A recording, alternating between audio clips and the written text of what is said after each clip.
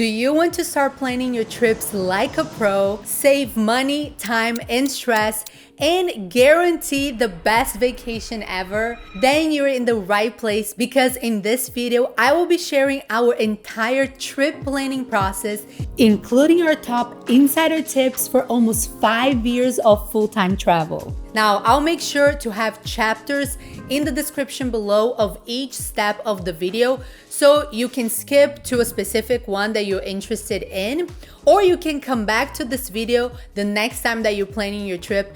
But I highly encourage you to watch through the entire video, because I promise it's filled with value and it's gonna be a game changer for your next trip. So before we get started, don't forget to subscribe to the channel, because my husband Sumner and I love sharing with you our unique experiences around the world.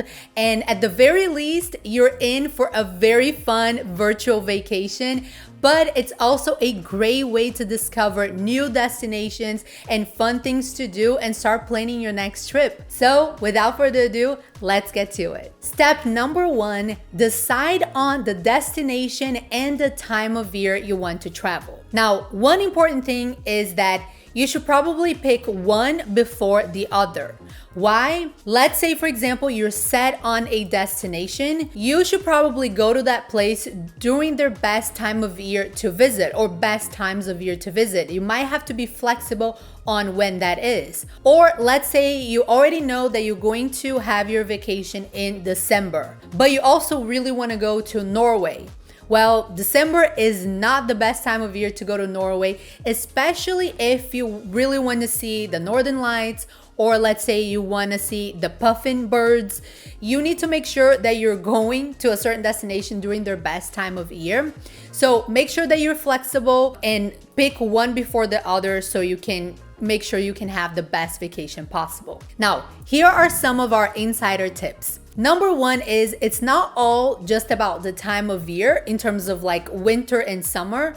Make sure that you check for weather patterns like typhoon season or really rainy season and so on. We learned this the hard way when we visited Madeira, Portugal during their rainy season. And although we had a wonderful experience, we definitely got hindered and we couldn't do certain things, like certain hikes that we wanted to, because of that. Also, make sure to check for local events and holidays. That could make or break your trip, honestly. Let's say, for example, that you want to go to Brazil during Carnival. Well, that is going to be a whole different experience of visiting Brazil during another holiday or another time of year. That not only is going to be more crowded, but also more expensive. So make sure that you also take that into consideration. Same thing with visiting like Christmas markets in Europe or Spain during Semana Santa and so on. And lastly, try to take your trip during off-peak seasons for that destination. Now, a lot of people talk about this, but sometimes you don't really know. You just think that off-peak season is right before or right after summer, or right before or right after winter. One thing that we like to do is actually Google and use ChatGPT, which, by the way, I'm going to be mentioning a lot throughout this video, because it has literally changed the game for us and saved us so much time when planning our trip. So it's, let's say you're set on a destination, go ahead and Google or put on ChatGPT, best time of year to visit this that is not crowded, or that is still sunny, that is still warm. You can put whatever criteria you want, and then you're gonna get the best results. Step number 2 is to decide the number of days and budget for your trip. Now, you're gonna have to keep this flexible based on what you're going to discover in the next steps, but it's super important to have that idea before you start planning everything. Now, here's a pro tip. People have gone to that place before you, and they already know, based on everything there is to do, or the majority of people's vacation, about how long would be ideal to visit that destination. So you can easily use Google or ChatGPT, or read into blogs. That one is a really great resource for you to find out what is the ideal time to spend at a certain destination. Let's say, for example, they say an ideal time is 2 weeks, and you only have 1 week vacation. That might help you either change your destination, try to get more days, or simply prepare you beforehand that you won't be able to get to see everything. So this starts helping you in the pre-phase of researching what you want to do. Step number 3 is to do a quick flight search, but hold off on booking just yet. This is also where you want to check if you're going to need any visas or any other travel requirements. Now, I already have a video here on the channel talking all about how you can be sure all of the documents and requirements that you need for your next trip. But the most important tool is called Sherpa. I'll be sure to leave that link in the description below, where you can quickly and easily see if you need any visas or health insurance or anything for your trip. Now, the reason why you want to check right now but hold off on booking is because flights usually take up a very big chunk of your budget. So you want to have an idea of how much that's going to cost you before you book everything and before you start looking at everything you want to do to see if this is a viable destination for your next vacation. Now, I do have some pro tips in this step as well. The number 1 is to actually use an incognito window when performing your searches. If you don't know, incognito is when you open a web browser, a specific web browser page that does not have your previous data of other searches saved. Because a lot of times when you use your regular browser, you might have prices show up more expensive for you because the website kind of sees there is high demand for that search. Let's say you search several times, they might start showing you higher and higher prices. And when you use incognito, you can be certain that they're not tracking any of your other previous searches. Now, even better than this is actually using a VPN. A VPN is a tool that you can use to encrypt the IP address of your computer. Now, don't worry, if you're not a tech person, I'll put it this way. You can pretend that you are in a different location, a different part of the globe by using this tool. So for example, let's say I'm in the United States. I can turn on my VPN to Thailand, and whatever I search, the results are going to be as if I'm searching this in Thailand. Why does that matter? Well, prices and availability are actually different depending on where you're searching from. A lot of times, the same exact flight when you search being in the United States or when you search being in Thailand is going to be very different in terms of costs. So this tool has helped us save so much money. I have literally seen, just test it. I tried in one location, I tried in another location, and I saw the same exact thing with different prices. So I highly recommend you invest in that tool. And it also keeps all of your searches safe when you're using your computer in public networks and so on. So I'll leave the link of our favorite VPN in the description below. It is an affiliate link, so we do earn commissions, but you can go with whatever tool you prefer. This is just the one that's worked really well for us in all these years of travel. The next pro tip is to sign up for flight alerts.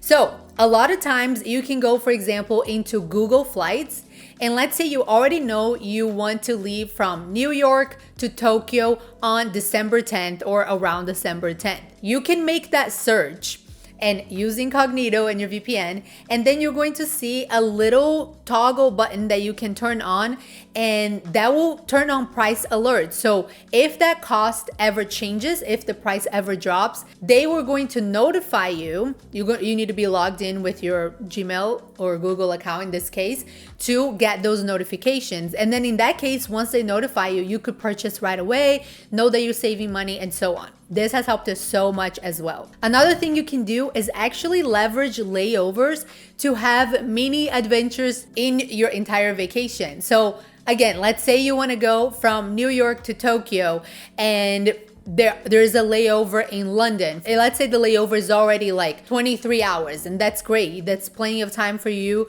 to do what you want to do. You could either book this flight and then make sure that you go out of the transit area to have your own mini adventure in London, Or you could even purposely look for flights with longer layovers in different places, so you can do that as well. Now, if you do this, and if you're going to go out of the airport, you also need to make sure that you research entry requirements for that place. If you would need a visa, for example, for London, let's say you don't need a visa or you've already taken care of the visa to go to Japan. If you're gonna go out of the airport during your layover, that means you have to go through immigration, and you need to have all the requirements for that as well. And on that note, you might also wanna check how much it would save you if you decided to split flights. So using the same example, most of the time doing this and using a layover of like New York to Tokyo with a layover in London, most of the time it will be cheaper if you just buy one ticket. But sometimes you can actually do New York to London, London to Tokyo, or you can really find one option that is New York to Paris, Paris, Tokyo. You might want to buy those separately, because sometimes, let's say Paris to Tokyo is incredibly cheap, and then this first route for you, you can also find it cheaper as well, and then combine, you have an overall cheaper cost. But same thing applies. Make sure that you have all of the requirements for this middle point as well. And last but not least, pro tip is to check points and miles. Now, this is an entire subject. I could create an entire course about travel hacking and award flights and points and miles. And as a matter of fact, if you're interested in learning more about this, make sure to leave a comment below, and perhaps I'll create a video here on the channel as well, sharing how we utilize points and miles during our travels. But it is something that has saved us so much money, is leveraging points and miles when booking flights, hotels, and other things as well. And specifically, a tool that I want to share is called Roam.travel. That is my favorite tool to check how many miles it will cost and from which credit card I would need to transfer to book that flight. Step number 4, it is research time. Finally, we got to the really fun stuff. This is where you're going to dive into blogs, watch YouTube vlogs, research on Google and ChatGPT for you to gather the best list of things to see and do at your destination. Now, here for our insider tips. First of all, if you're traveling with a group, I would highly recommend that you are on the same page in terms of activities before you even go on your trip. That means make sure to always include something for everyone. So ask each person in the group what is their priority activity that they want to do or place that they want to see during that trip, so that everyone does something that they love and everyone else either goes even if they don't love it, or you can set beforehand that it is totally okay for someone to go do their favorite thing while someone else stays at the hotel or does something else. Highly recommend making this clear before you go on your trip. Number 2, going back to what I mentioned about blogs, vlogs, ChatGPT, my favorite way to research blog posts, which by the way, they're so packed full of valuable content when it comes to planning trips, insider tips, a lot of times the best photo spots with links, locations. I love looking into blogs, and my favorite way to do it is actually going to Pinterest, because a lot of bloggers, a lot of them use Pinterest to, let's say, market that content. And if you do a quick search, let's say Tokyo travel itinerary or Tokyo travel, and then hit search, you're gonna start seeing the results and you're gonna start seeing the images. So that's already really helpful to see like, oh, okay, I'm loving the images that they shared here on this pin. So I wanna see more about where they went. So you click, go to their blog, and then read all of their tips. Love doing that. 2, absolutely watch YouTube vlogs. My top recommendation would be Hobarts Abroad vlogs, but jokes aside, seriously, those are so helpful when planning trips, because it's not always just about pretty photos. Like, you can really edit those things really well where it seems like nobody's there, and you can do that on vlogs too. But what I love about vlogs is that you can have a really good idea of what the place feels like. Is it too crowded? What were people's reactions? Is there food over there? What kind of clothing do I need to be wearing? There's just so many details that you don't even think about until you watch a YouTube vlog. So highly recommend that. And last but not least, go into Google, typing things to do in X destination, and ChatGPT. Actually, I would leave this for last. We love doing this last, when we gathered everything. We usually go to ChatGPT and say, hey, I want to go to Tokyo, and here are the list of things to do and see. Is there anything that I'm missing? Is there any unique experience that I could add to my trip? Things like that. And you'd be surprised on how many valuable and super creative things that ChatGPT can share with you to help planning your trip as well. Now, another tip is that I love using Airbnb experiences or other websites like Viator, Get Your Guide, and so on to actually plan my activities, even if I don't plan on booking those tours. So Airbnb experiences usually have super unique tours, and the other websites as well, but just looking through the website already gives me so many ideas. And one specific thing that I like to do is, you know, those half-day tours or full-day tours, they usually come with a description of every stop point that those tours make. So I love going and seeing what are those places that are stopping, what's included in the tour, and then I do those, but on my own time, or I do just part of those, just the ones that I'm most interested in. So highly recommend doing that as well. And also, don't forget to check for free walking tours. There are so many options in various destinations of usually someone who's local and super passionate about that place that is going to offer free walking tours, and then at the end you can tip however much you want, and you actually don't even need to tip if you don't want to. Those can be so helpful for you to actually connect with a local person, get more tips on things to do or places to eat, and it supports the local community as well. So be sure to look out for those. Step number 5 is to create a loose itinerary. This is where you're going to start spreading your favorite activities that you've gathered in the previous step into the number of days that you know you have available. Now, a very, very important tip is to not overbook it. Honestly, we have been on several trips, like vacation style trips, not only by ourselves, but also in a group, where we had so much booked for a single day that at some point we started not even enjoying those activities anymore, or not wanting to actually go and be a part of that, or, you know, like just being tired and in a bad mood. So trust me, book about 2, maybe 3 activities per day. And then one thing that we really like to do is, especially if you have a longer period of time for your vacation, is do 2 days of more intense travel, but again, don't overbook it. And then 1 day of either very light or full rest. This has made such a big difference. It truly recharges us and gets us super excited for the next day, and it makes us enjoy the entire trip. Step number 6, it is time to search for your accommodations. Now, I highly recommend that you also search for transportation simultaneously, because let's say, for example, you don't want to rent a car, you want to be completely walking distance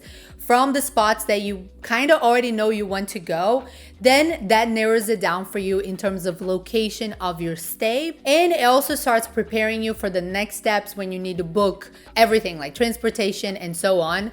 But here are some insider tips when booking your accommodation.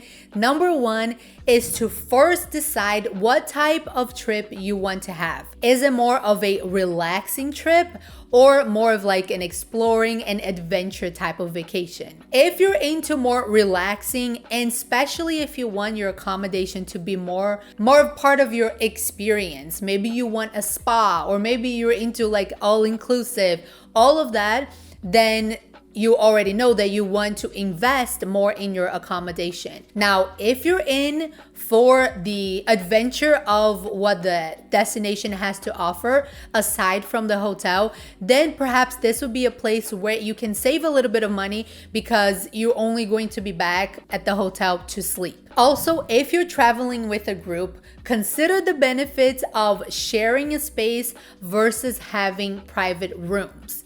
Sumner and I have done both ways. We've gone on trips where we share the same Airbnb, for example. We had a kitchen and we shared the entire common space. And we've gone on trips where we had an amazing time during the day exploring the city, and then each person went back to the privacy of their own hotel rooms. And I have to say, both have their advantages. It would definitely depend on the type of trip that you want to have with your friends and the vibe, the personalities, all of that. So definitely decide that before you even start looking for your accommodations. Next, think about if breakfast included is a must for you or not. Obviously, most Airbnbs do not have breakfast included. That is almost always only for hotels. So that can be already something that will narrow down for you. But perhaps breakfast included is not a must for you. You maybe want to save money by cooking your own breakfast at your Airbnb, or you want to try different food spots throughout the city, and then breakfast included, you might not even utilize it. So that helps you plan a little bit better. Sometimes you can downgrade, let's say, a hotel booking by not including breakfast if that's not something that is important to you. But if it is, let me give you a little tip, and that is that a lot of hotels will allow non-guests to come for their breakfast buffet for, of course, an additional charge. But if this is something that you love breakfast hotels, or if you just want it to be easy, not have to choose a place every time, or if you want something that definitely everyone in your group will be happy with, that is something that you can do. Let's say you're staying at an Airbnb, check out the hotels in your area. Usually the most popular ones will offer that, like Hilton, Marriott, Hyatt. They would have for a fee, let's say maybe $20, $25, and you have the all-you-can-eat buffet. Another tip is to actually check multiple platforms. This might surprise you, but a lot of people, they think, oh, okay, I want a house, I want to share a space. I'm definitely only going to find that in Airbnb. Well, a lot of hosts of vacation homes, they list the same exact property on multiple platforms, and a lot of times you can find that same listing for less money if you look somewhere else, because they might set the price based on the platform fees. Airbnb might charge an X amount of money for the host to list their property there, but maybe they have their own website. Maybe they have a Facebook page. Maybe they're also on Vrbo or on booking.com. Booking actually is starting to have more vacation homes, and people don't really know about. They think it's just for hotels. And the final insider tip is to actually go ahead and book accommodations if they have free cancellation. Sometimes what we do is that we book more than one. If they have free cancellation and we haven't truly decided yet, we will book accommodations and tours beforehand to make sure we secure our spot, and then later on we just cancel what we're not going to do. But seriously, make sure that you pay attention the deadline that you have to cancel that booking to receive your full refund, so you don't end up with multiple bookings that you're paying for. Step number 7, now it's time to map all of the stops that you want to make, taking into account your accommodation and transportation. This is gonna be the final piece for you to really finalize your itinerary, especially for bigger cities where you might have to plan based on different areas of the city. But this is where you're going to know like how much you can actually put in each day and how long it's going to take going from your hotel to that place and from that place to the next place. And then here you definitely want to start looking for opening hours of each place that you're thinking that you want to go.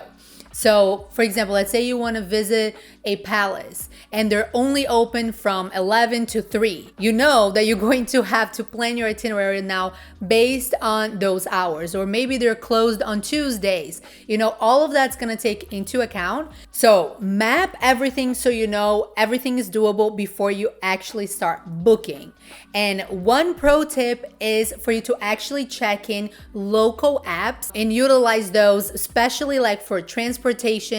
What's the best way? Let's say maybe the best way to save money and to go from one place to another is through trains. Is there a type of ticket that you should purchase? Or do they have Uber at that destination? All of those things are important, so make sure to check before we go to our next step, which is to start booking everything, starting with your flights. So now you have a really good idea of your itinerary, the things that you want to do, about how much those things will cost you, and it's time to book everything, and you should definitely start with your flights. Also, if you do need a visa, this is the time to apply for it and make sure that when you book your flight, it is fully refundable in case you don't get your visa approved. So, I have a few insider tips for when booking flights. The first one is actually try to book your flights on Tuesdays. The reason for this is that a lot of airlines will announce their deals or sales on Monday evenings, and then by Tuesday morning, the other airlines will be adjusting their prices to be more competitive with that deal as well. Another insider tip is to use airline alliances. Again, this is a whole topic in and of itself, but basically the major airlines are all part of one or another airline alliances. There are 3 main alliances, and that means that 2 different airlines could be selling the same flight. Doesn't matter who is operating it. This is great if you're going to be utilizing points and miles, but even if you're paying cash, you definitely want to check out which alliances the specific airline or from the flight that you're looking at is part of. For example, American Airlines is part of the same alliance as British Airways.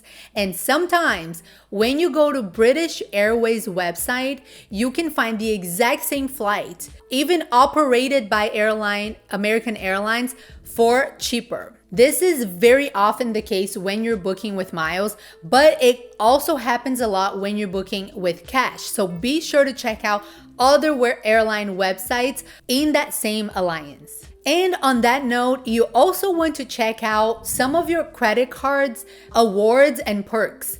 A lot of your credit cards you might not even know might give you some travel credit. Maybe if you book through their credit card travel portal, you might be able to find better deals or use transfer points to book flights through an airline and so on. You might not even know how to use this. There's tons of videos online teaching you how to basically get flights for free by using your points and miles from credit cards. So before you book it, definitely take a moment to look into the credit cards points that you have, or maybe apply for one if there's enough time for you to like accumulate the points and potentially get your flight for free or much cheaper. And while you're at it, make sure to look for other perks that your credit cards might offer. A lot of times using a specific credit card when booking your flight will automatically give you travel insurance or maybe checked bags, access to certain airport lounges, and so on. So it can totally upgrade your entire travel experience for no additional money. Now, a quick step before we move forward is to do a final revision of your budget, because now you have probably spent the biggest cost of your budget, which is the flights, and you just want to make sure that you can allocate the remaining of your budget well for the next bookings. And one pro tip is to always leave about 10 to 15% of your budget for unexpected incidentals and purchases that you want to make during your trip. And now we're ready for step number 10, which is to book everything else, including your accommodations, tours, and transportations. This is going to lock in your plans and avoid last-minute hassles. And our top 2 insider trips are One, try to book flexible tours. So again, even if it costs you a little bit more, if you are able to cancel or change the date, especially if you're making all of these bookings way in advance, I would highly recommend that you do so. Or again, consider a travel insurance if you're not really booking anything refundable, because plans can change, especially after a longer period of time if you're really booking this in advance. And lastly, again, make sure to double check your credit card awards. A lot of times you have specific awards for certain websites. So Capital One, for example, usually has deals with Viator where you can earn cash back from specific sites. So try to take advantage of all of that can save you money or give you more points and miles back. And now it's time to completely finalize the details of your trip. Now you know when you're going to be arriving and leaving, where you're going to be staying, how you're going to be moving from one place to another. And now you can add in details such as restaurants you want to go or specific foods you want to try, photo spots. You can do a little bit of an additional research for those extra details that will make your trip even more special. And make sure to, if you're traveling with a group, share this itinerary with them.